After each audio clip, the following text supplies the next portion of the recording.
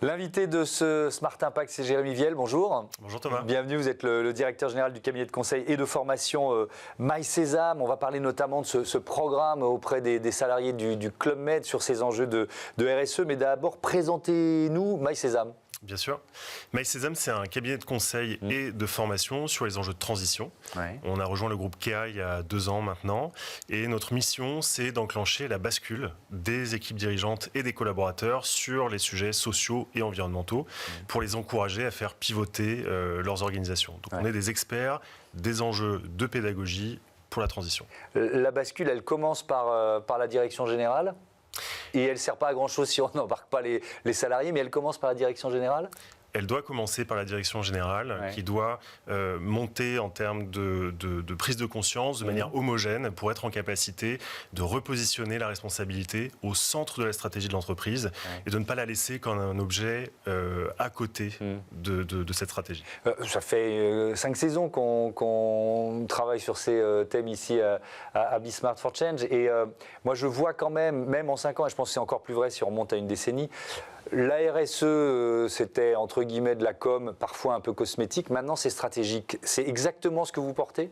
Oui, on pense que c'est un prérequis pour pouvoir faire pivoter l'entreprise et l'inscrire dans une trajectoire de ce qu'on appelle l'économie souhaitable chez KEA.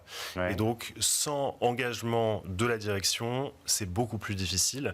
Et donc, on garde une RSE qui est satellite par rapport au business de l'entreprise. Mais est-ce que c'est toujours vrai avec des vents contraires qui se lèvent par exemple aux États-Unis, ou même tenons compte de ce que les électeurs européens ont dit au dernier scrutin ?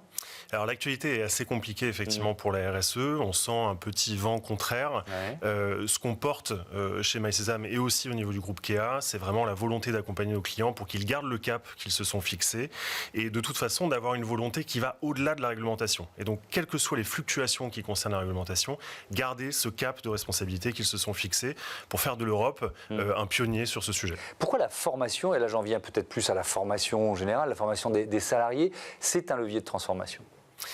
Alors, si la stratégie est définie au niveau de l'équipe dirigeante, son opérationnalisation dépend exclusivement de l'embarquement des collaborateurs. Donc, sans les collaborateurs, il ne se passe rien. Et donc, c'est extrêmement important de passer d'un collaborateur qui sait peut-être qu'il y a une stratégie de responsabilité, c'est pas tellement ce qu'il y a dedans, à un collaborateur qui a été formé aux enjeux dans leur systémie, à la façon dont l'entreprise est concernée par ces enjeux, sous l'angle de la double matérialité. Donc, comment est-ce que nous, on contribue au problème et comment on sera victime des conséquences du problème. Et puis, qu'est-ce que l'entreprise a mis en place pour répondre à ces enjeux. Et comment moi, collaborateur, je peux m'impliquer là-dedans. Et donc, c'est un vrai élément aussi de réengagement des collaborateurs. Et de fidélisation. Et de fidélisation. On peut aussi être un peu, en termes d'efficacité de marque employeur, de capacité à garder les talents, ça joue. C'est une évidence. Bon. Sur le secteur du tourisme, on commence à se concentrer là-dessus. On va parler du Club Med. Ce chiffre, 5% des émissions mondiales de gaz à effet de serre viennent du secteur du tourisme. Alors, là encore, il y a toujours des équations très compliquées. On pourrait parler uniquement du secteur aérien, mais sur le tourisme, ce bilan, il repose d'abord sur les déplacements. Bon, on ne va pas interdire aux humains de se déplacer et d'aller découvrir d'autres pays. Alors, vous avez raison.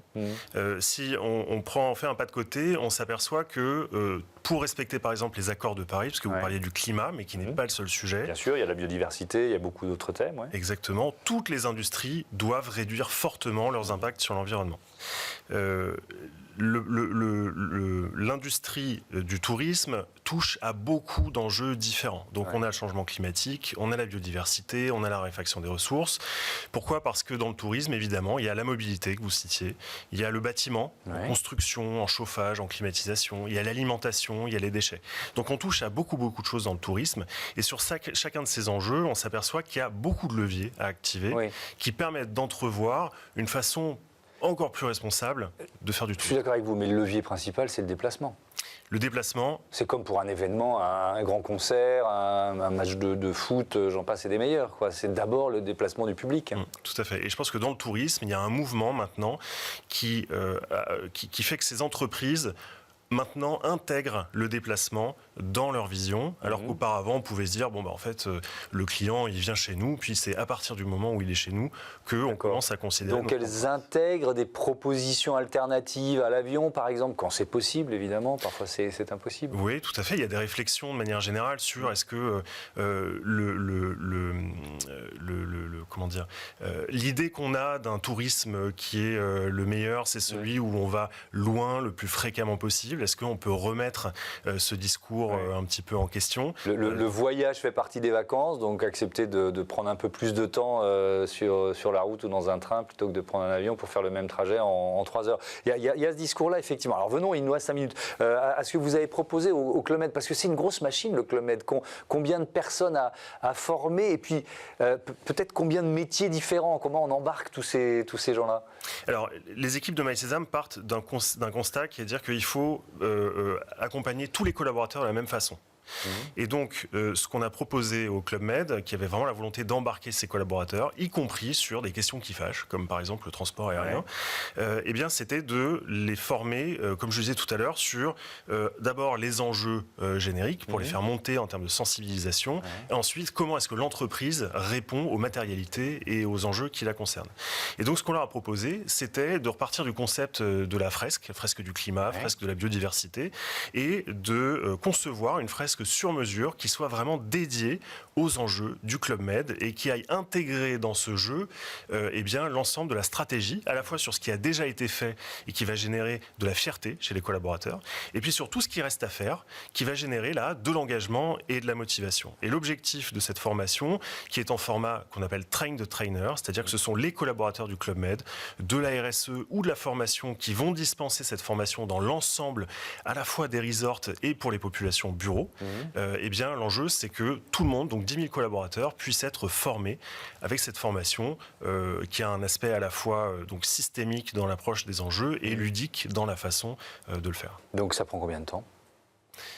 C'est des formations d'une demi-journée qui sont dispatchées un peu partout. 10 000, je sais pas, je me dis 10 000 personnes à former. Vous faites ça en un an, en quelques mois Non, ça s'étale plutôt sur plusieurs années. Oui, c'est ça. Ouais. Et ce sont des formations qui se font en petits groupes pour garder un aspect d'intelligence collective et de partage.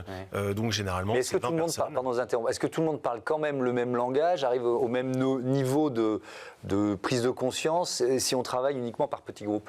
Oui, absolument. C'est ce qu'on essaye de faire dans cette formation, qui a à la fois cette fameuse fresque sur mesure et en plus de ça, une conférence interactive qui permet d'abord d'introduire un peu les sujets.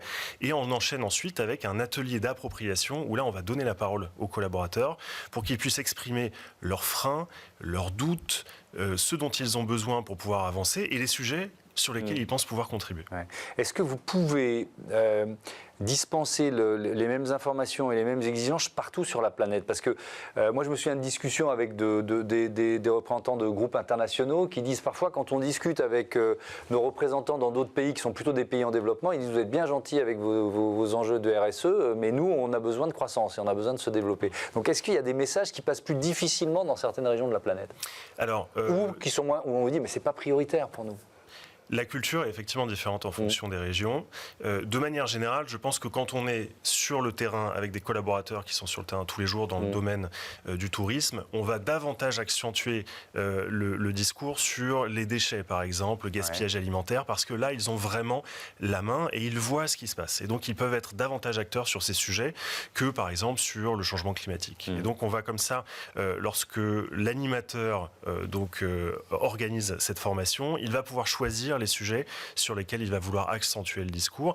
Et quelque part, comme ça se fait en intelligence collective, les collaborateurs eux-mêmes vont aborder davantage certains sujets que d'autres. Et donc, cet animateur, c'est un sachant non expert et il est en capacité de dire aux collaborateurs aussi, je ne suis pas expert de ce sujet-là, mais je vais vous donner des ressources pour pouvoir en savoir plus. En dehors du levier des transports dont on a déjà parlé, il y a d'autres leviers plus efficaces que d'autres à activer dans une organisation comme le Club Med pour améliorer son bilan carbone, son impact sur la biodiversité, etc. etc. Je commencerai par la prise de conscience.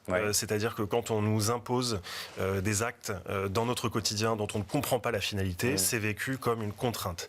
À partir du moment où on embarque le collaborateur dans une vision systémique des enjeux et de montrer à quel point l'entreprise est concernée par ces enjeux, ça devient quelque chose de naturel et qui est beaucoup plus efficace à appliquer au quotidien. Ouais.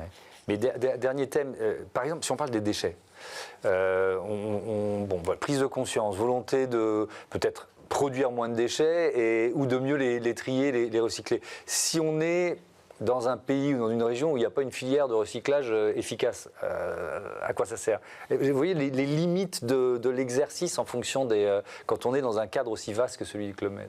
Alors le recyclage, c'est un excellent exemple. Le recyclage aujourd'hui, ça marche, mais pas tant que ça. Quand on regarde au niveau monde, le taux de recyclage il est quand même assez faible. Donc il y a un enjeu qui est avant tout la sobriété sur ces sujets et un accompagnement de la culture des clients à peut-être se tourner un peu plus vers des fontaines qui sont mises à leur disposition plutôt que vers des bouteilles en plastique. Et donc, le premier enjeu, c'est la sobriété. Et celui-là, il peut s'appliquer dans n'importe quelle région du monde. Ouais. Merci beaucoup, Jérémy Viel. Merci, à bientôt sur Be Smart for Change. On passe à notre débat. Comment concilier économie circulaire et inclusion?